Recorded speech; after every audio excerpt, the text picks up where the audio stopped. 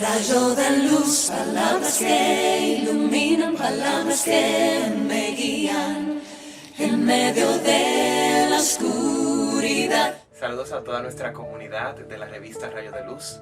Nos encontramos en una nueva entrega de nuestras conversaciones que edifican, una edición especial, no solo porque nos encontramos en el mes en que celebramos a nuestra protectora del pueblo dominicano, Nuestra Señora de la Altagracia, sino porque estaremos conversando con un colaborador nuestro muy especial que a modo particular lo puedo nombrar vocero de esta gran devoción a Nuestra Señora de la Altagracia. Tenemos la dicha de estar en esta conversación edificante con nuestro querido Monseñor Benito de la Rosa y Carpio. Las gracias, Monseñor, por estar aquí. Muy gracias, yo me siento muy bien, de verdad, por la Altagracia. Sí. Y yo a veces, como ella es, yo a veces le digo la tatica de Ajá. los dominicanos, la muchacha de los dominicanos. Así con esa confianza con la Virgen, como es natural, pero también sentirme bien aquí, Rayos de Luz. Que es su casa. Que es mi casa desde hace tiempo.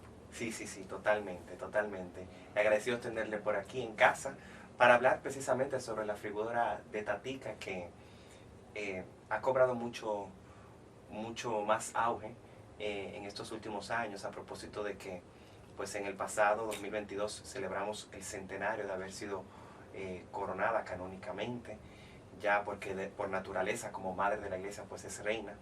Y quisiera pues hablar con usted, Monseñor, ya que usted tuvo la oportunidad dentro de su amplia carrera de ministerio, pues ocupar la posición de rector de la basílica, y posteriormente cuando ya pues fue nombrado obispo, pues le tocó ser cabeza de la diócesis de la Altagracia. Quisiera que usted nos contara un poquito de esa experiencia, primero en la rectoría de la basílica, luego como obispo, cómo fueron sus días, si alguna vez usted como higüeyano de nacimiento y de corazón se imaginó en algún momento ocupar esos roles y qué experiencia le dejó ese servicio.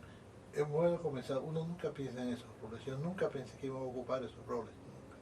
Yo era un muchacho de Higüey que aprendió la devoción a la Virgen de la Altagracia por mi papá, sobre todo por mi papá. Siempre iba a las procesiones, me llevaba, quedó muy marcado por la vez que él me puso debajo de la imagen de la Altagracia porque estaba lloviendo. Yo pienso que siempre recibí una bendición. Mi vocación sacerdotal está muy ligada a la Virgen de la Altagracia. Todo lo sacerdotal me ha acontecido en enero, precisamente en enero. La vocación me nació en enero, el 8 de enero. La ordenación fue en enero. La ordenación episcopal fue en enero. Me encomendaba a la Virgen en enero. Una cosa maravillosa en ese sentido. Tengo una experiencia personal de la Altagracia. Después, mi tesis doctoral me quedó marcado por la Altagracia. Mi estudio es el estudio de la imagen de la Altagracia. No solamente conocer la historia, no solamente la historia de la Altagracia, sino estudiar iconográficamente. Y me lo aceptaron como tesis doctoral en la Universidad de París. No terminé, no pude terminar, y me lo aceptaron en Colombia. Y quiero hacer una publicación de esa tesis de la imagen. Entonces yo siempre trabajo la imagen y la historia. Claro. Podemos tocar la historia. Sí, claro. Más que la imagen, la historia. Sí. Por ejemplo, ahora que tú me dices eso, en mi tiempo de rector, del rector de la basílica, que comenzó de una vez en el 71, desde que se inauguró la basílica, rector, tengo anécdotas muy buenas. Tengo que recordar esto con todos ustedes. Claro. Hay una tabla, una pintura de 1650, donde se quedaron llevar aquí a Santo Domingo, del Cabildo y el arzobispo de Santo Domingo, trae la Virgen de Altagracia, porque ya en esa época hacía milagros. Y de todas partes iban a Higüey, desde Pedernales. Oye eso. Uy, sí, del otro punto. Del otro punto, del fin del mundo al otro fin del mundo. Exactamente. Y entonces dijeron, pero traigamos la Altagracia para Santo Domingo, que quede en el centro del país, para que le quede más cómodo a la gente. Entonces, como la, se la, la trajeron. Hay una pintura preciosa de la época, porque es muy buena desde el punto de vista pictórico, por los datos que da de la época. Entonces cuando llegaron aquí, que la trajeron por Yuma, la embarcaron en Yuma, un canónigo, un sacerdote, llegaron y no estaba la imagen aquí, se desapareció. Wow. El padre la subió, sí, yo la subí en Higüey, cuando van allá se había ido. Entonces ha quedado la idea de que la Virgen de Altagracia no se quiere ir de Higüey. Totalmente. Del sitio donde estaba. Entonces yo en la basílica, cuando la mudaron, esto no se sabe. La gente de Higüey, fui testigo de esto, la gente cuando trasladaron del antiguo santuario, que es del sitio antiguo donde ella estaba, desde hacía 500 años, que la trasladaron a la basílica, la gente decía, esperemos, a ver si se quiere quedar. Entonces se quedó. Y se quedó, porque es el mismo territorio, pero la gente decía popularmente, le gustó la basílica. Le gustó la basílica. Le gustó la basílica. Entonces yo fui testigo de eso, pero eso se quedó, tú sabes, como, vamos a ver. Como, sí, expectativa. Expectativa. Y a él le gustó la basílica. Y qué bueno que le ha gustado, y bastante visitantes que ha recibido. Sí, sí, porque la basílica es un templo que caben 5.000 personas dentro de la basílica, y eso se llena. Es repleto. Repleto. Cada enero, no solo el día 21, sino que desde inicios de mes. El 20, la víspera, ¿verdad? La víspera del 20 de enero, tenemos que celebrar la misa desde las escalinatas, porque dentro no cabe la gente. Totalmente. Y fíjate que no hay procesión, sino que hay que celebrar la misa porque hay tanta gente que y en la basílica esta noche duerme la gente ahí. Sí, en vigilia. En vigilia. En vigilia. No. Es increíble la cantidad de personas que se asoman. Yo recuerdo que usted compartía la idea de que el pueblo de Higüey es un pueblo de migrantes, Sí. por el atractivo turístico que tiene, y también pues se aprovecha como uno de los principales puntos de turismo religioso aquí en el país. O sea que podríamos decir que Nuestra Señora Altagracia muy sabiamente sabía dónde quedarse para poder acoger a esa cantidad de migrantes y que su devoción creciera.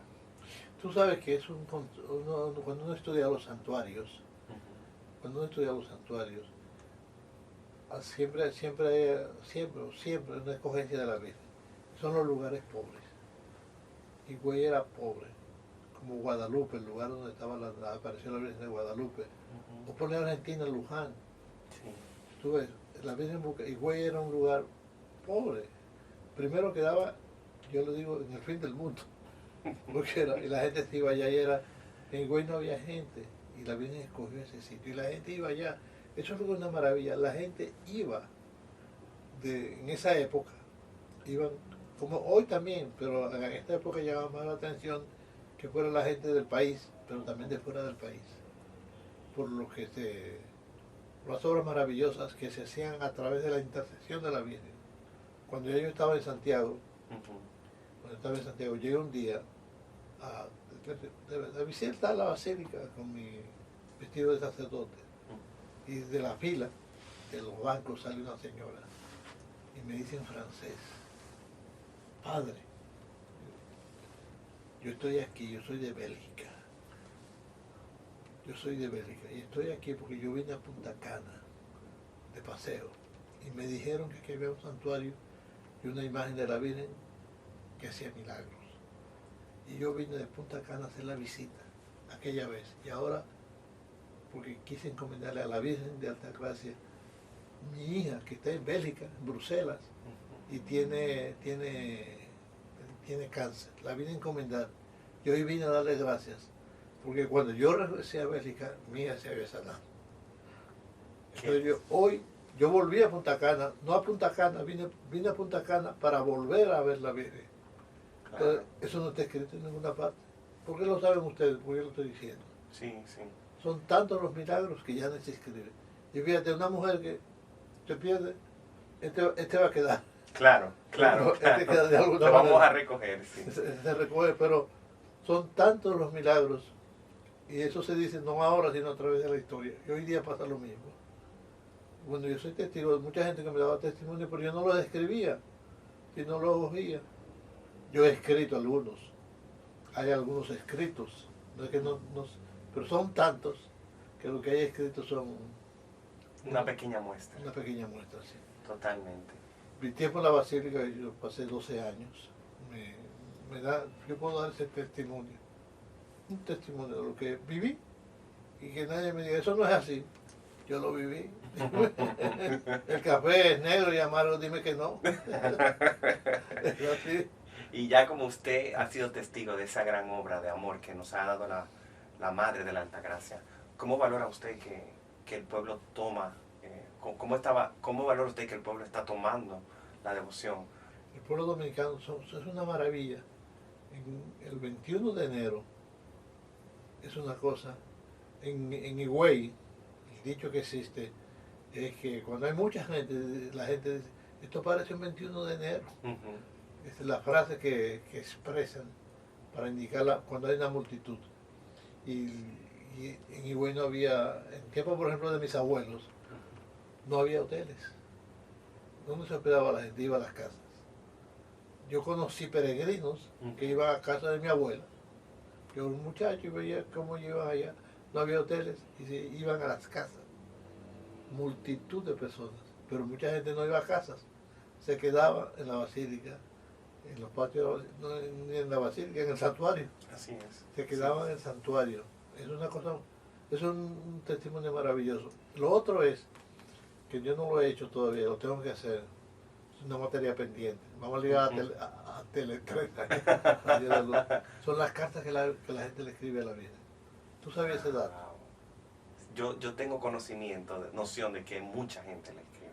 Le escribe a la Virgen. Mucha gente, mucha gente. Yo tengo, de la época que yo estuve de rector, conservo, yo debo publicarla para que la gente sepa. Y hay cartas en francés, en español por supuesto, Sí. en inglés, tendré que traducirlas, pero están esas cartas a la Virgen. Entonces el pueblo dominicano, a mí me llama mucho la atención que en esas cartas se expresan problemas personales, el amor a la Virgen, la familia y problemas nacionales. Los problemas que había a nivel de la nación se lo presentaban a la Virgen.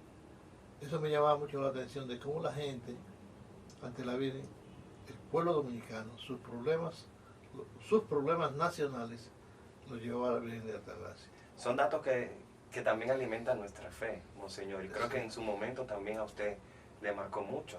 Sí, seguro. Sobre Sí. todo cuando tuvo que mediar en muchísimos temas, porque creo que la gente quizás, muchos conocen, y más los que le acompañaron a usted en esos servicios, pero tal vez otros de mi generación pudiera ser, no desconocen esa faceta de usted como mediador, y más porque los mediadores tienden a ser personas,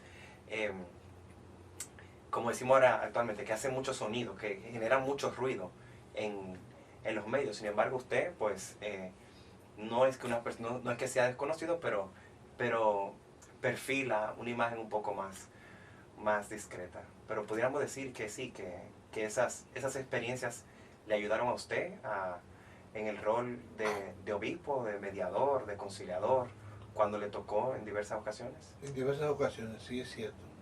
Eso es verdad. Y es verdad lo que tú dices. Es cierto el dato de que tratamos de que no sea, de hacerlo discretamente. Digamos, usemos esa palabra para poder hacer nuestra mediación. Y es singular. Mira, por ejemplo, todavía los presidentes, desde que se inauguró la basílica, en el 71, los presidentes van todos los años a la basílica. Todos los años. Y yo organicé un almuerzo, cuando estaba de obispo, porque fui rector y después obispo. Entonces fui Guayano Altagraciano, rector de la basílica y después obispo. Todavía los presidentes van todos los años y organizamos un almuerzo. Y los obispos han conservado ese almuerzo con los presidentes de esa tradición. Tantos datos interesantes hemos recogido en esta conversación, Monseñor, que me hace preguntarme, ¿sería también una asignatura pendiente de nosotros como iglesia, desde nuestros centros educativos, manejados por religiosos y religiosas, estudiar más estos datos en torno a Nuestra Señora de la Altagracia para que este conocimiento pueda expandirse a nuestros niños, nuestras niñas que van creciendo en la fe? Sí, es necesario que en nuestros centros, yo siempre digo que hay que crear cátedras sobre la Virgen de Altagracia, porque es un dato histórico. Mira, por ejemplo, otro para confirmar en esa línea, donde va un dominicano, se lleva la Virgen de Altagracia, donde sea. Un ejemplo, yo he llevado la Virgen de Altagracia a muchos sitios, como parte de la tarea que me puse a Francia, a Miami, a muchos sitios. Y una vez me escribió una señora, yo estoy en Polonia, soy dominicana, porque usted no viene a traer la Virgen de Altagracia. Se quejó de que donde la Altagracia va, los dominicanos la llevan y nos lo piden continuamente. Yo puedo decir de Washington, para hablar un caso, que el obispo de Barahona, porque yo lo hago, pero también el obispo de Barahona, para decir los días, Monseñor Fello, Monseñor Fabio, hay toda una tradición de acompañar concretamente a Washington. Otros acompañan a otros, a Nueva York. A Nueva York, hacen una celebración los dominicanos en esa comunidad. Y hace muchos años. Sí, muy bonita. Muy hermosa. Y se Sí. llena. Sí. Yo fui una vez. Y después que estuve ya como obispo, no volví a ir porque era para el 21 de enero. A mí me dijeron, esta iglesia, aquí viene mucha gente, pero el día de la Altagracia se llena siempre. Oye, ¿qué testimonio también en Nueva York? Que los dominicanos llenan la iglesia. Y eso es verdad lo que tú dices. Hay que estudiar la Altagracia, estudiar los datos históricos, que son muchos, y las hipótesis, porque se pueden pensar hipótesis de cosas que no están escritas, que se mantienen oralmente en la tradición, que son tradición oral, pero no hay una prueba escrita, fehaciente, pero se mantiene oralmente. Entonces, no se puede negar.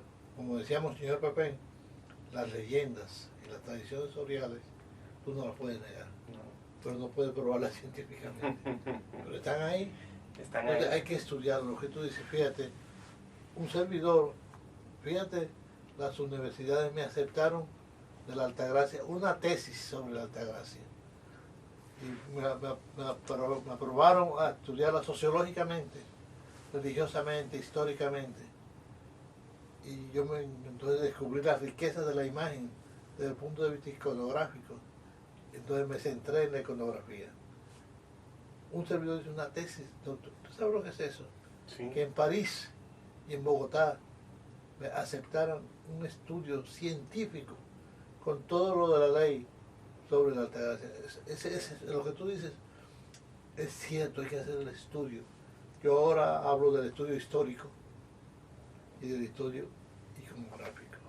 En el histórico entra los milagros de la Altagracia, que hay que recogerlos porque no están escritos.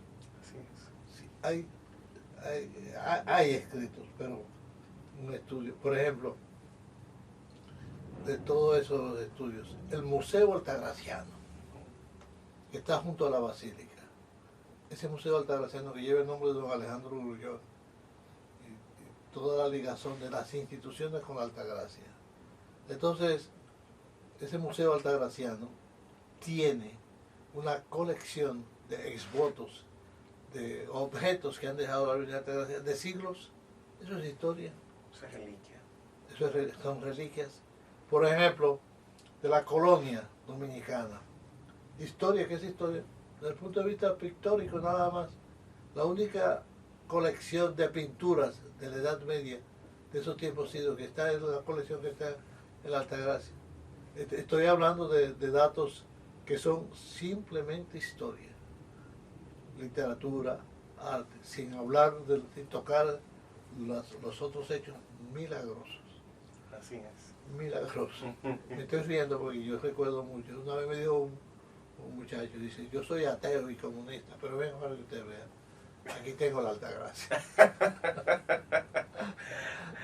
La Virgen de Altagracia cobrando tanto poder. Entonces esas son cosas, como tú dices, que merecen estudiarse. Merecen más estudio, así Más es. estudio. Es un compromiso que tenemos, Es un compromiso. que tenemos que asumir. Monseñor, ¿y usted también se había imaginado, preguntado si alguna vez se vería en su labor como sacerdote ligado a los temas de educación y de comunicación? Mira, la pregunta me gusta mucho, es muy buena. A mí, pero antes de yo ser sacerdote, soy escritor, desde que tengo 9 años. Entonces, mi vocación era de escritor. Yo no quería, cuando este muchacho, mi papá decía, una vez jugando domino, decía la gente, con lo que estaba jugando domino, este es mi hijo mayor, Ramoncito, y lo voy a hacer monaguillo y después sacerdote. Y yo le dije, monaguillo yo, y sacerdote menos, usted está loco. Y me dice, mira, muchacho malcriado. Y yo había escrito que quería hacer eso, charlista, escritor, historiador. Entonces, sí, Dios me llamó a la vocación y me siento feliz. Entonces, mi vocación sacerdotal marca mi modo de escribir. Pero yo escribo de todo, cuentos, poesías, ensayos. ¿Tú me entiendes? Artículos. Artículos. Soy sacerdote y escritor. Y escritor. Y antes de ser sacerdote era escritor. Entonces yo soy un sacerdote que escribe. O soy un escritor que es sacerdote. ¿Qué es sacerdote? Muchas veces... Ambas son verdad, ambas son correctas, como ambas dicen son las correctas, sí. Y algunas veces me dicen el escritor, sí es así. ¿Y cómo puede resumir los frutos de poder ejercer una doble vocación, podríamos llamarle?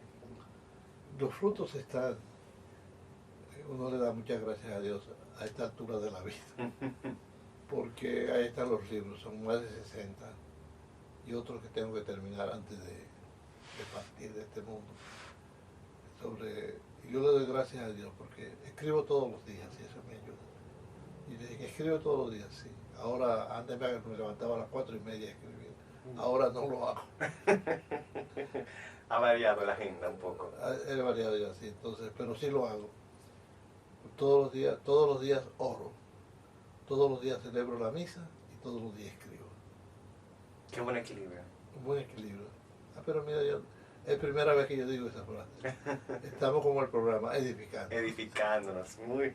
Y ha sido para nosotros muy grato, Monseñor, escuchar pues su testimonio en torno a la Virgen, en torno a su vocación.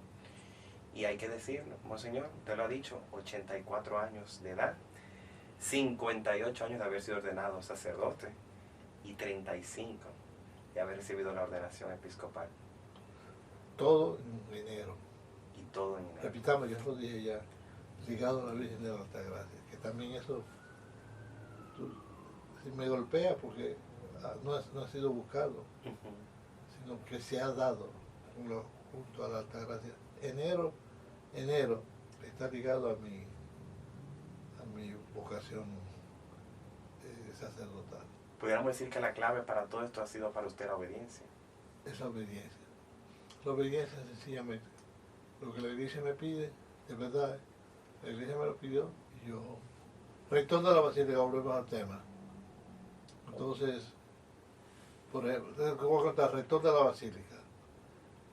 Monseñor Pepén me dijo, Ramón, a mí me gustaría que tú fueras rector de la Basílica, que te pusieras al frente de la Basílica. Yo dije, Monseñor Pepén, tú lo preparas. Así me pedían muchas cosas, fíjate. Me dejaban en libertad. Entonces yo consultaba. Yo recuerdo que consulté a un padre jesuita para rector de la Basílica. Él me respondió, si el obispo te ha pedido que seas rector de la Basílica, eso es lo que él quiere. Obedece. Me daba en libertad, pero yo obedecía. Igual que cuando uno lo van a hacer obispo, siempre le preguntan, ¿usted acepta? Es obediencia, pero tú sabes, no es una obediencia que te... Eso es un desafío. Que es obediencia, pero digamos que con discernimiento. Con discernimiento, sí. Como Dios hace, te pido tal cosa, eso es lo que Dios quiere, pero te deja libre, no te obliga. Dios no te coge, Dios no te coge por la oreja para que tú hagas otra cosa. Y la iglesia tampoco. Yo quiero esto, como tú dices bien diciendo, eso es lo que la iglesia quiere. Déjame decirlo en dominicano, para allá voy.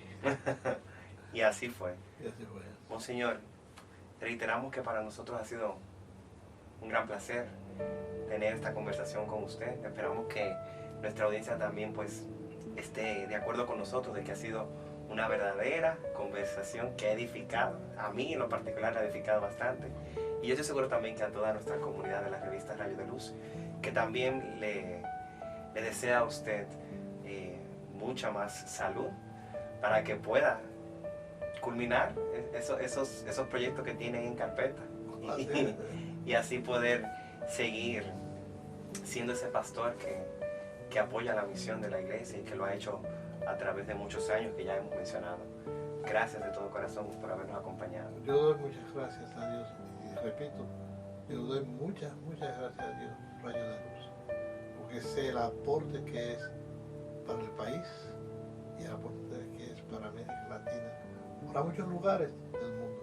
Eso es una maravilla y de verdad que le doy gracias a Dios. Siempre he acompañado a los Rafael. Así es, así es. Y a ustedes, las gracias por pues acompañarnos y nos vemos en una próxima entrega de nuestras conversaciones que edifican. Hasta la próxima. Rayo de luz, palabras que iluminan, palabras que me guían en medio de la oscuridad.